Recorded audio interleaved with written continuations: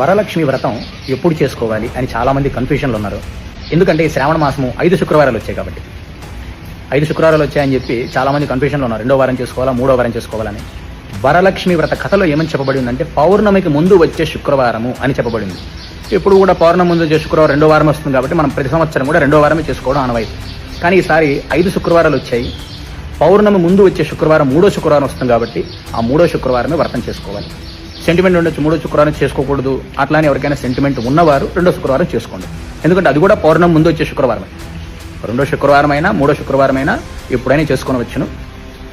పౌర్ణమికి ముందు వచ్చే శుక్రవారం 3వ శుక్రవారం అంటే ఆగస్టు నెల 8వ తారీఖు వరలక్ష్మి వ్రతం చేసుకోవాలి. ఆగస్టు నెల 8వ తారీఖు పౌర్ణమికి ముందు వచ్చే శుక్రవారం రోజున వరలక్ష్మి వ్రతం చేసుకోవాలి. ఆ రోజు వీలు పడిన వాళ్ళు 2వ వారం కానీ 4వ వారం కానీ చేసుకోవాలి.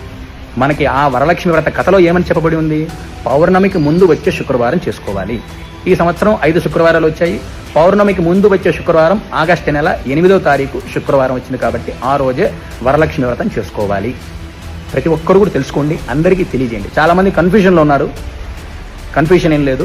పౌర్ణమికి ముందు వచ్చే శుక్రవారం 3వ శుక్రవారం అంటే ఆగస్టు నెల 8వ తారీఖు వరలక్ష్మి వ్రతాలు చేసుకోవాలి.